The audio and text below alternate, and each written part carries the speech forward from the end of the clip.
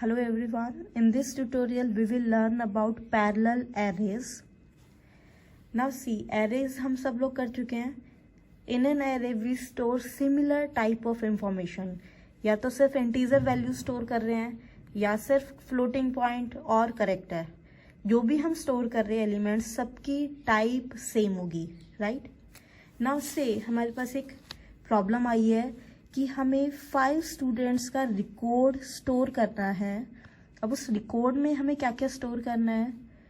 उन 5 बच्चों के रोल नंबर, उनके मार्क्स एंड उनका रिजल्ट, कि वेदर दे आर पास और फेल. नाउ 5 स्टूडेंट्स का ये रिकॉर्ड, ये डेटा हम कैसे स्टोर करेंगे? One obvious answer is using structure, right. क्योंकि हम एरे के थ्रू तो स्टोर नहीं कर सकते.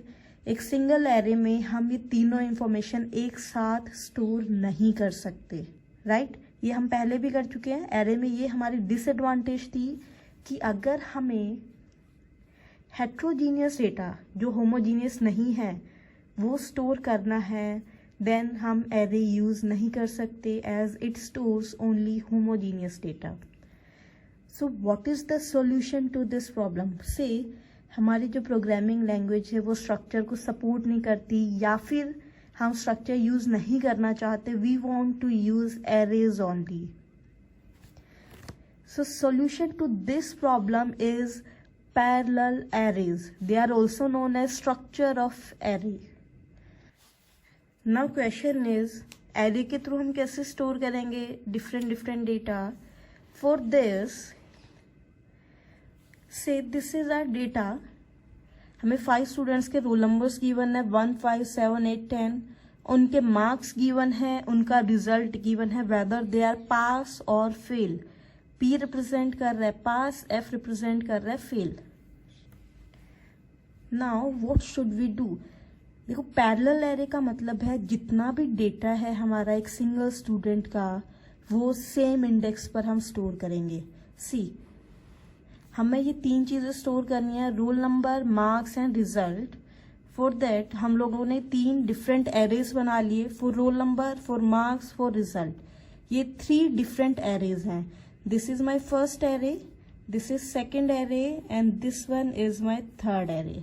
Okay, तीनों अलग अलग array हैं, but इनमें सिमिलैरिटी क्या है? जो इंडेक्स वैल्यूज हैं वो एक कॉमन रिकॉर्ड को शो कर रहे हैं. फॉर एग्जाम्पल, जो फर्स्ट इंडेक्स पर हमने जो वैल्यूज डाली हुई है वो एक सिंगल स्टूडेंट की वैल्यूज है. दिस इज रोल नंबर 1 जिसने 89 स्कोर किया था एंड ही और she is pass. Same way जो सेकेंड इंडेक्स पर वैल्यूज हैं वो भी एक सिंगल स्टूडेंट का रिकॉर्ड है. सो हम रिकॉर्ड को ऐसे स्टोर कर रहे हैं. डेटा हमारा अलग अलग एरे में है, बट वो कौन से इंडेक्स पर है वो रिप्रेजेंट कर रहा है वो कौन से स्टूडेंट का डेटा है. जो फर्स्ट इंडेक्स पे मार्क्स हैं वो रिप्रेजेंट कर रहे हैं कि ओके वो मार्क्स है रोल नंबर 1 के and that roll number is pass. Same way fourth index पे जो मार्क्स है 50, वो मार्क्स किसके हैं? रोल नंबर 8 के and that student is pass. So ऐसे हमारा डेटा हम पैरेलली स्टोर कर रहे हैं. हेट्रोजीनियस डेटा है, डिफरेंट काइंड का है, but still we are using arrays. 3 different arrays बनाए. ये एक single array, this is your second array, this is your third array. Okay? इसमें important क्या है? हमने कौन सी पोजीशन पर डेटा स्टोर किया है. सो हम लोग क्या कंक्लूड कर सकते हैं? जितना भी डेटा हमें स्टोर करना है, जितने भी रिकॉर्ड में वैल्यूज डालनी है उतने हम एरेज बनाएंगे और उन एरेज का साइज सेम होगा एंड उन एरेज का साइज सेम होगा. ये क्लियर है सबको, right? So this is known as parallel array. Now उसको डिफाइन कैसे करेंगे? Parallel array is multiple arrays of same size. Size सबका सेम है. In this case size is 5 क्योंकि हमें 5 स्टूडेंट्स का रिकॉर्ड स्टोर करना था. such that ith element of each array is closely related and ith elements together represents a record. कोई भी जो हमारा ith एलिमेंट है वो अगर हम सारे एरेज में देखें वो पूरा एक सिंगल रिकॉर्ड बनाएगा, right. So this is parallel array, this is also known as structure of array. सो बहुत सिंपल सा कॉन्सेप्ट है, बहुत इजी है। नाउ अगर इसमें हमें ऑपरेशन करना है, so searching, so my question is you have to search students जो फेल हैं। सो हम लोग क्या करेंगे, अगर हम इसमें इंडेक्सिंग करते हैं, indexing will be like this will be 0 1 2 3 4। अगर इंडेक्सिंग हमारी 0 से स्टार्ट हो रही है, हमें सर्च करना है कौन कौन फेल हैं। रिजल्ट वाले एरे में हम सर्च करेंगे, हमें f मिल गया पहला, उसका हमने इंडेक्स देख लिया 2। अब उस इंडेक्स को हम डायरेक्टली एक्सेस कर लेंगे मार्क्स में। कैसे करेंगे, मार्क्स 2, एंड सेम वे हम उसका रोल नंबर भी डायरेक्टली एक्सेस कर लेंगे। मिल गया हमें उसका सारा डेटा। फिर से हम सर्च करेंगे, नेक्स्ट हमें मिल गया अगेन फेल वाला बच्चा जो फेल हुआ है, अगेन हमें उसका इंडेक्स मिल जाएगा 4। सर्चिंग हम सिर्फ रिजल्ट पे अप्लाई कर रहे हैं, बट बाकी डिटेल हमें डायरेक्टली मिल रही है, ओके। सब हमें इसका इंडेक्स मिल गया 4, तो इसकी वैल्यूज हम एक्सेस कर लेंगे using index like this. Done. So this was searching operation. Same way आपका कोई भी ऑपरेशन है, अगर आपको एक वैल्यू इंसर्ट करनी है, आप लास्ट में इंसर्ट करोगे। Suppose I want to insert a student with roll number 15 with marks 40 and result as pass। अब ये वैल्यू हमें इसके अंदर इंसर्ट करनी है। सब इंसर्ट कैसे करेंगे, ये 15 सबसे पहले यहाँ इंसर्ट कर देंगे रोल नंबर वाले में, मार्क्स हम स्टोर कर देंगे मार्क्स वाले एरे में, एंड P हम स्टोर कर देंगे रिजल्ट वाले एरे में।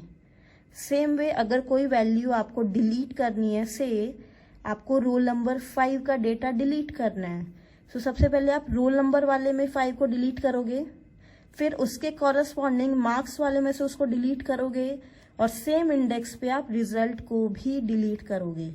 तो जितने भी ऑपरेशंस है आप इस पे बहुत इजीली अप्लाई कर सकते हो। So this is your parallel arrays. Next हम देखते हैं what are the advantages and disadvantages of parallel array.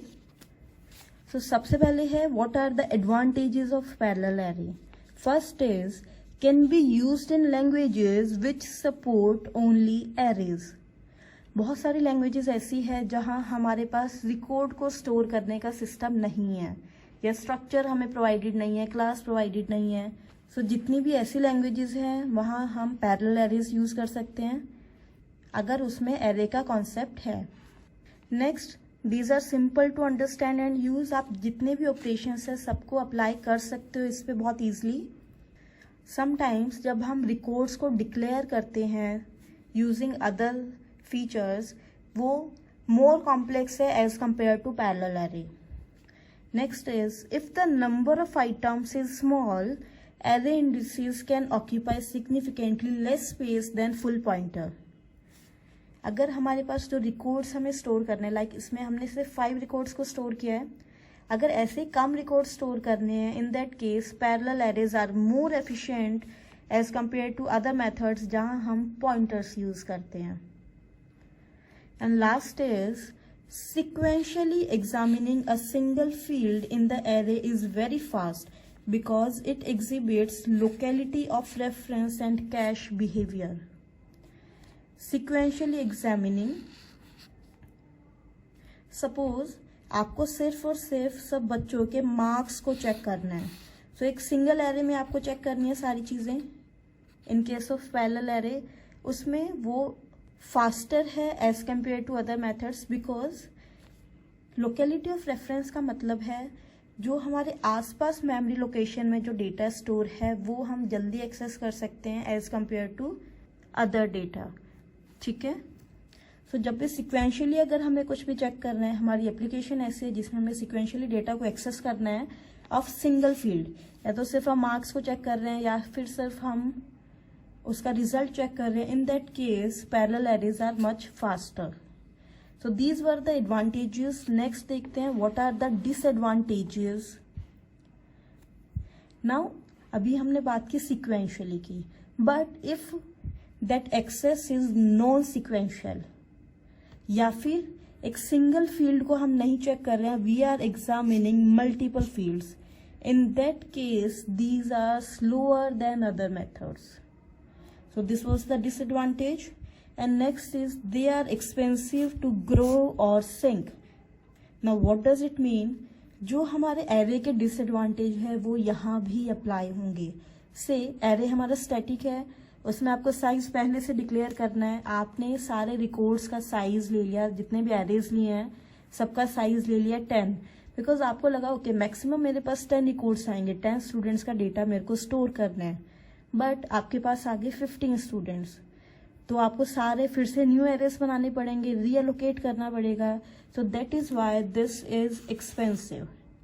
और same way suppose you assume कि ओके मेरे पास मैक्सिमम 100 स्टूडेंट्स आएंगे, तो जितने भी एरेस बनाने थे आपने उनका साइज ले लिया 100, बट इन एक्चुअल आपके पास सिर्फ 10 रिकॉर्ड्स आए, 10 स्टूडेंट्स आए जिनका आपको डेटा स्टोर करना है.